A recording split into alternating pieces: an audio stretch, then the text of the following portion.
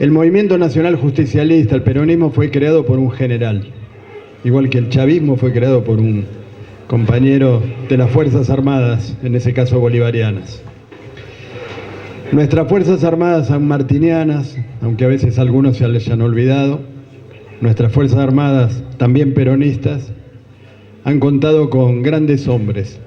Y en este premio nosotros hemos premiado a compañeras y compañeros de los derechos humanos, de la política, ministros, embajadores, deportistas, entrenadores, escultores, pintores, grabadores, cantantes, comediantes como Rudy Chernikov, gente de la cultura, del arte, de la política, del sindicalismo, de las cooperativas, como en el caso de la cooperativa 7 de Mayo, como los compañeros de Ale.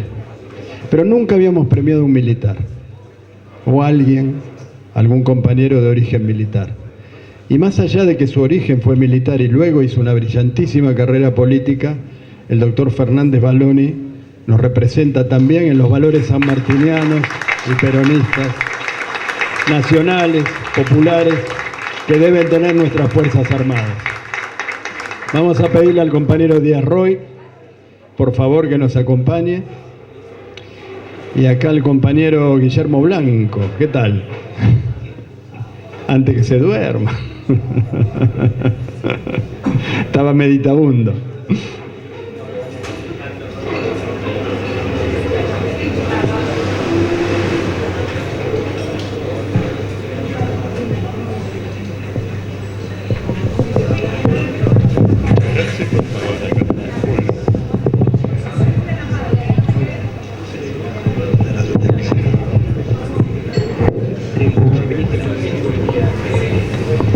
Bueno, los que nos siguen desde hace 5 años saben que yo todas las noches que puedo hago 3 minutos de alguna reflexión fuera del tema del premio.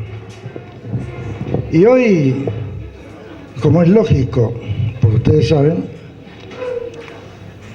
estamos ante un momento bastante profundo. Primero por la gran crisis económica y porque muchos creen que el problema es el de la inflación, el problema principal. La inflación viene de la deuda externa en primer lugar, porque no es solo la emisión monetaria, también es la emisión de todos los pagarés que panfletearon. Esa es la primera causa de la inflación. La segunda causa de la inflación, como enseña Cristina, es el bimonetarismo. Y la tercera, como está en un librito ahí de Zayat, que se llama La economía a contramano, explica cómo hay un oligopolio en materia, sobre todo de alimentos, donde un grupo de pícaros ganan cada vez más cuanto más inflación hay. Esta es la realidad de lo que nos está ocurriendo. Entonces decía Stiglitz, decía Keynes, decía Perón, enseñaba a Cristina, no es lo peor la inflación. Desgraciadamente lo peor es la desigualdad. La inflación, en cuanto genera mayor desigualdad, es el problema. Pero el problema es la desigualdad. La desigualdad es un problema mayor que la inflación. Y tiene estos 3 componentes que hablamos. Pero más allá de esto hay una realidad. Solo el peronismo es capaz de revertir esta situación. En la historia argentina del siglo pasado y de este siglo, solo el peronismo fue capaz de revertir esto. Todos hablan de los 6 años de que Menem no tuvo inflación y tuvo 1-1. Nadie habla de los 7 años que Néstor no tuvo inflación, en que la economía creció exponencialmente a tasas chinas. Nadie habla que en los 14 años, en los 12 años nuestros, la economía creció 2,5% anual acumulativo. Nadie habla que los jubilados cobraban $460 de mínima el 1 de diciembre del 2015 y cuando dejó Macri cobraba menos de 150.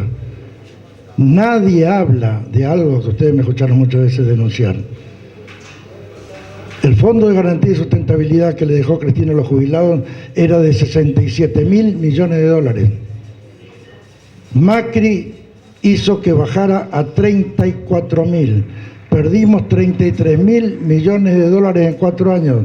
Esto en un tiempo de timba financiera, no hubo ningún fondo de inversión que perdiera en Argentina, salvo el Fondo de Garantía y Sustentabilidad, que además da la casualidad que es el mayor fondo de inversión de América Latina.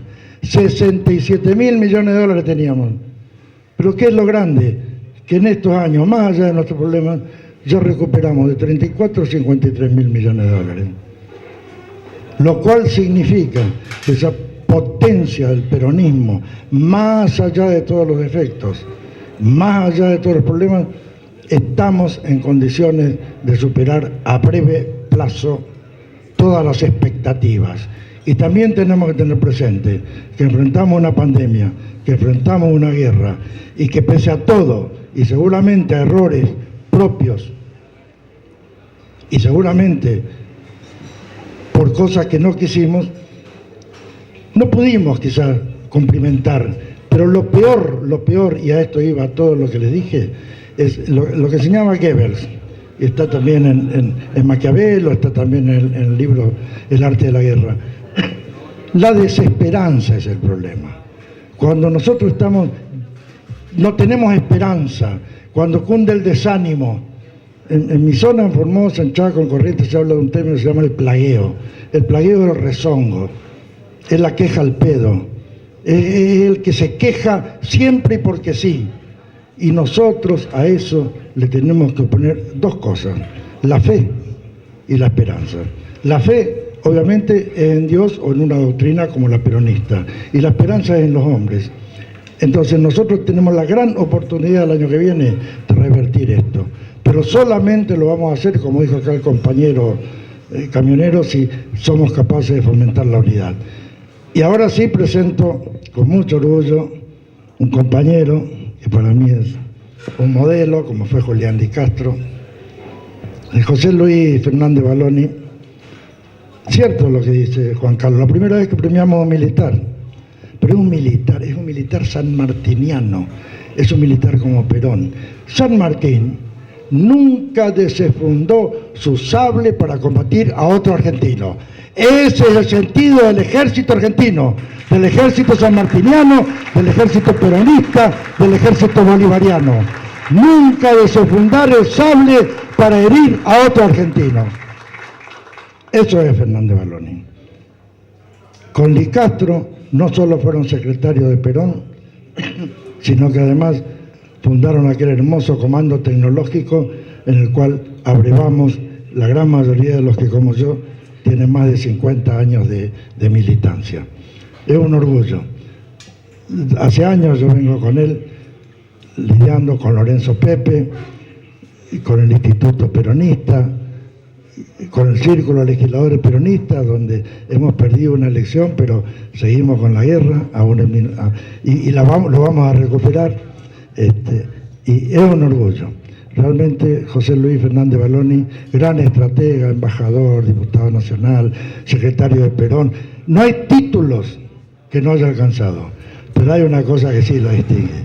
Tiene una humildad que hace que cada vez que te encontrás con él, sientas realmente que estás ante un hermano. Un orgullo, José Luis.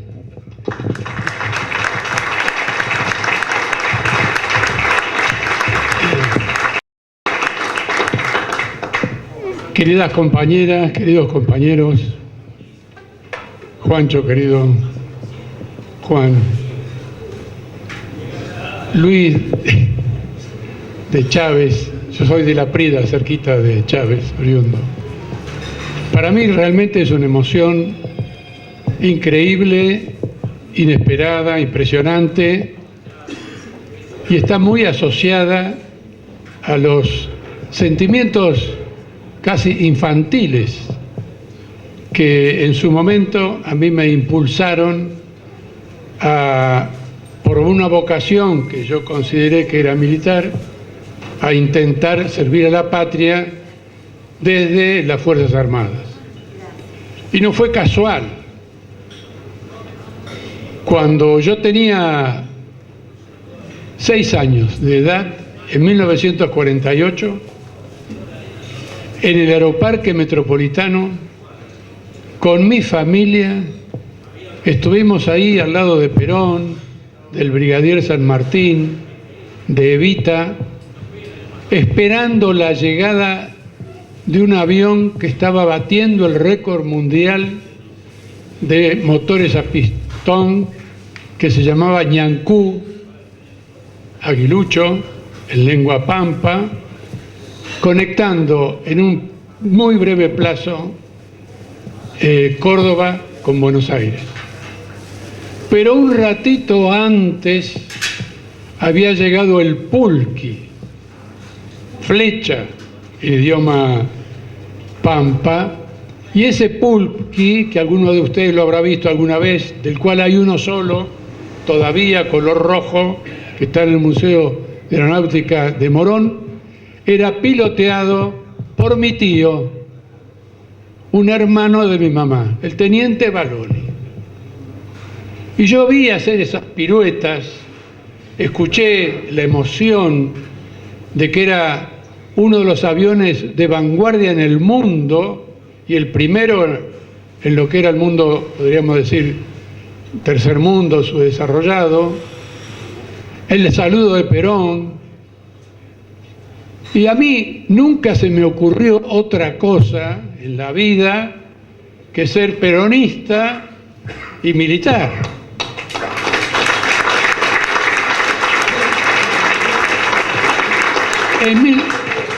En 1954, teniendo 11 años de edad, entré al Liceo Militar General San Martín. ¿Quién fue mi tutor? El teniente Baloni, porque mis padres vivían en La Prida, en la 6ª sección electoral. Y los fines de semana, de vez en cuando, yo iba a visitar a mi tutor a Castelar, donde vivía, o él me venía a visitar al liceo a ver cómo andaban las notas. Nosotros éramos 3 cadetes, hermanos. Hasta 1955, que empezamos a visitar a mi tío en el penal militar de Magdalena. ¿Por qué? Porque era piloto de pulqui, porque era de los mejores del mundo. Algunos de ustedes me dirán, esto ya me lo contaste, viejo. Les ruego que me disculpen. Quiero transmitir esta impresión humana en el momento en que el ser se va formando y va adquiriendo valores e ilusiones, y a mí me tocó esa experiencia. En mi casa me decían, usted se calla la boca, estudia y va para adelante. Pero mi vieja, que era inspectora general de escuela, iba a todas las charlas hablando de Perón, de Evita, de peronismo, y por supuesto yo sabía que había una discusión oficial y otra subrepticia, que era la que me estaba formando. Así me fue muy bien, terminé el liceo militar, entré al colegio militar, me recibí de artillero, 4 años, después sí, una serie de historias que no voy a relatar, volví al colegio militar como oficial instructor, y ahí me encontré con la novedad de lo que eran llamados los azules, habían volteado al gobierno constitucional y habían incorporado la política de los colorados. Todo era mentira. Y ahí todo llegó a un límite, porque en el colegio militar se ejercitaba la formación de los cuadros que en el futuro iban a mantener dominada, explotada, subdesarrollada a la República Argentina. Entonces, con un grupo de oficiales nos empezamos a organizar para defendernos doctrinariamente, podríamos decir así, de ese discurso que era obvio que estaba definido por la idea de explotar y someter al pueblo argentino. Pero una cosa era discutir en las conferencias, hablar con los cadetes, transmitir esas impresiones, y otra cosa es cuando el pueblo argentino, sobre todo a partir de 1969, y fundamentalmente Catamarcazo, Correntinazo, Rosariazo, cordobazo, nos vimos en la necesidad imperiosa para satisfacer nuestra conciencia, nuestra sensibilidad y no ser cómplice de eso, de acuñar una consigna que fue: hay tanta patria en una barricada como en un cuartel.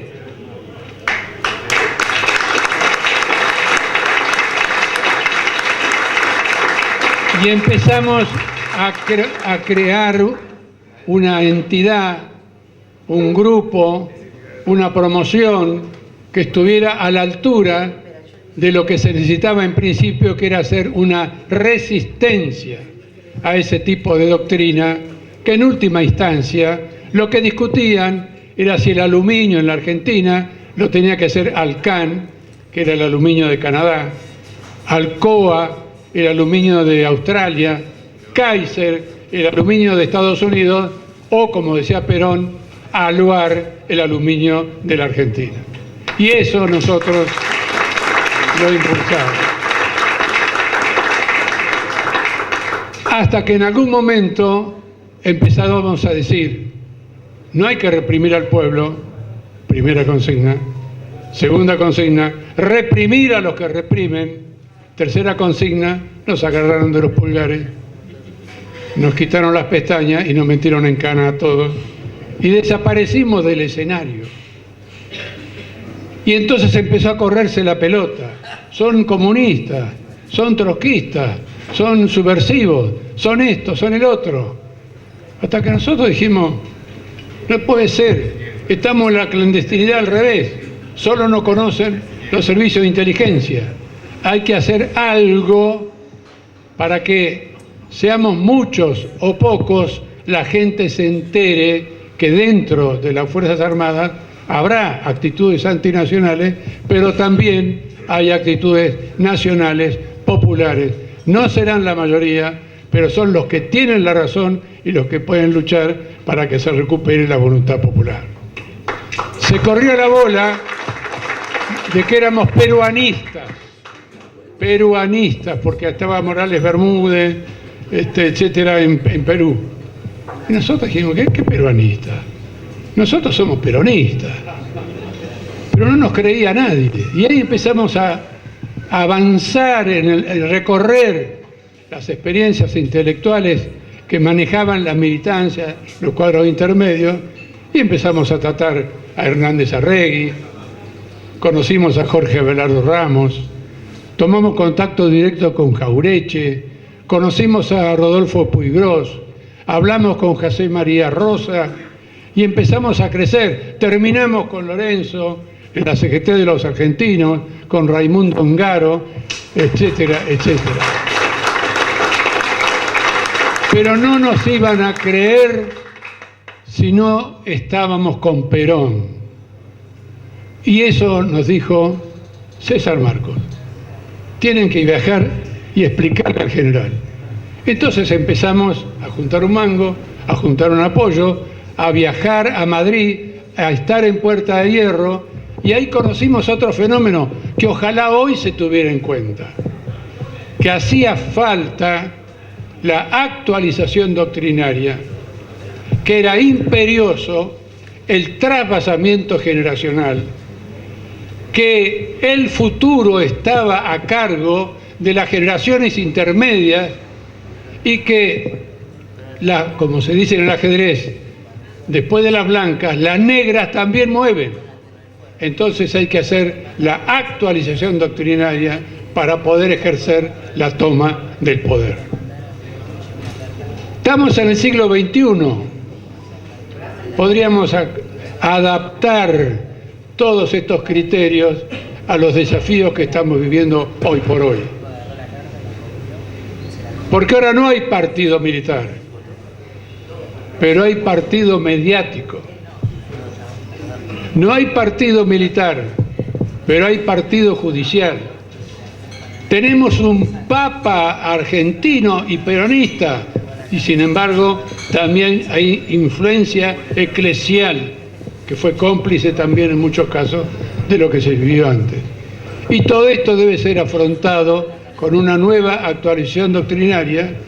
Por eso cuando yo leí patriotas de nuestra América, me emocioné, porque hoy por hoy, en este mundo donde hay un bloque que está perdiendo hegemonía y otro que está surgiendo, Occidente y Oriente, es imprescindible que el peronismo y todos los patriotas latinoamericanos unidos tengan una posición unívoca en América Latina para tener la envergadura, la potencialidad, la fuerza, la energía, así como aquí se explicó que tenemos la energía, etcétera, etcétera, para impedir que América Latina, que los yanquis decían que era el patio trasero, teoría Monroe,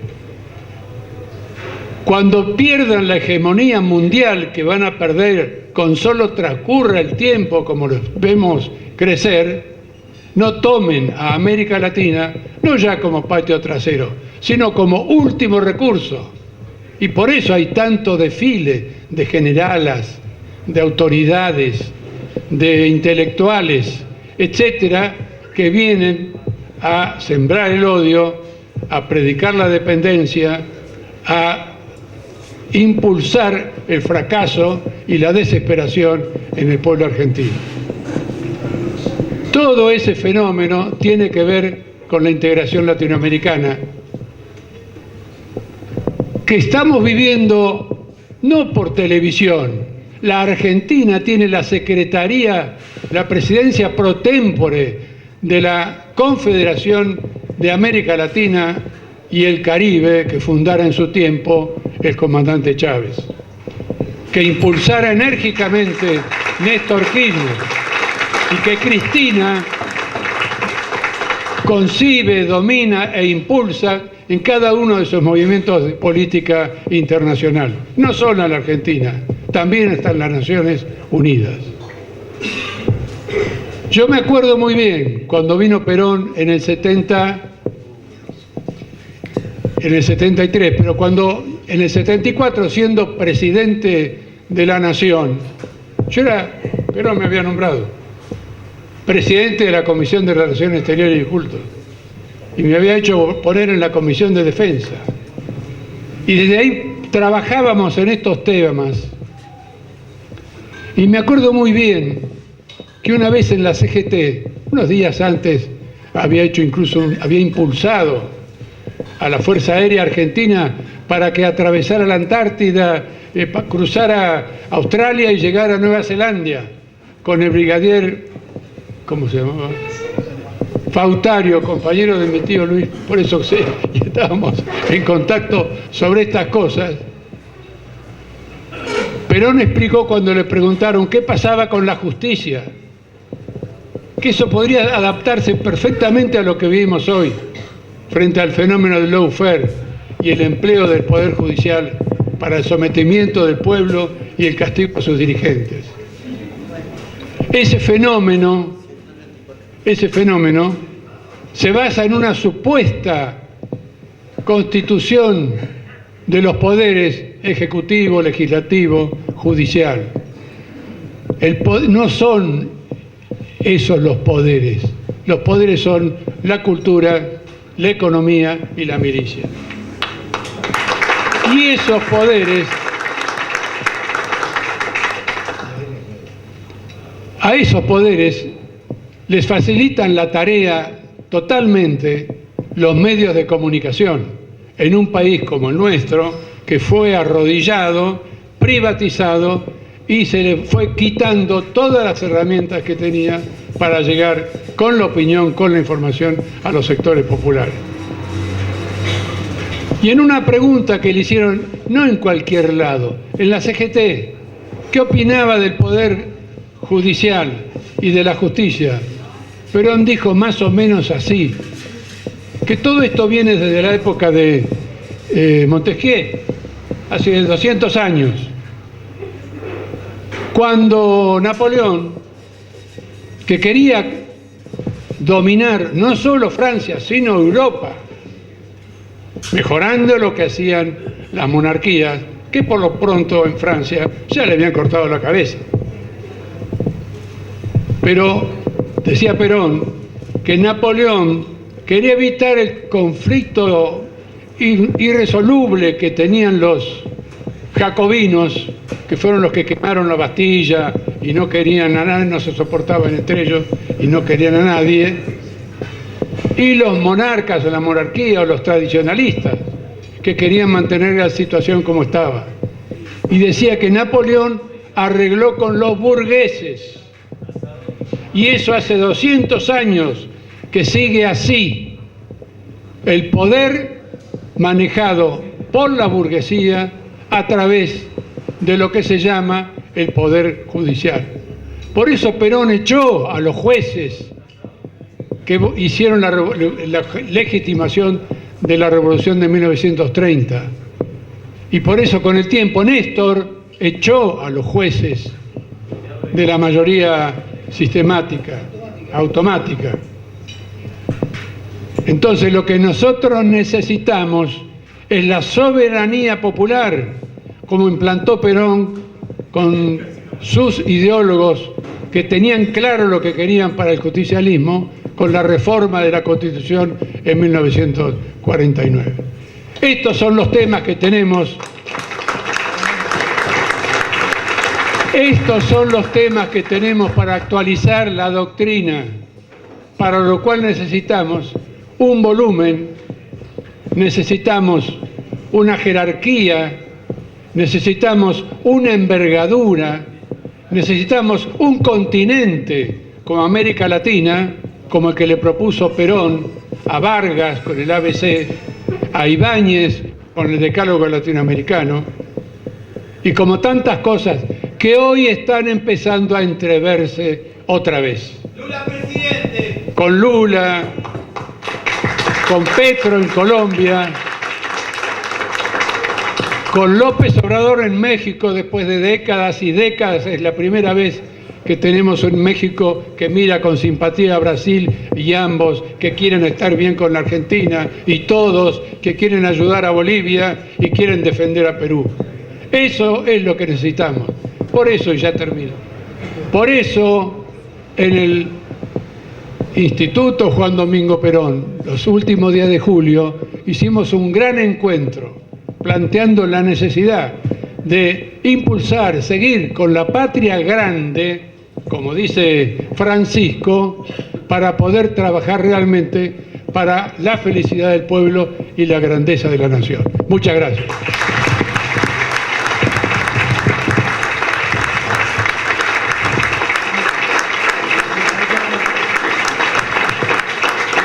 Es un gusto. Creo que soy un poco el eco de las nuevas generaciones, aunque ya estamos también viejos, y hay que seguir, no queda otra. Yo disiento con respeto en el 2023, creo que el 2023 es apenas el primer paso para que definitivamente no ocurra más lo que ha estado ocurriendo y que quiere volver a ocurrir en nuestro país con Macri y todos sus alacranes. Gracias.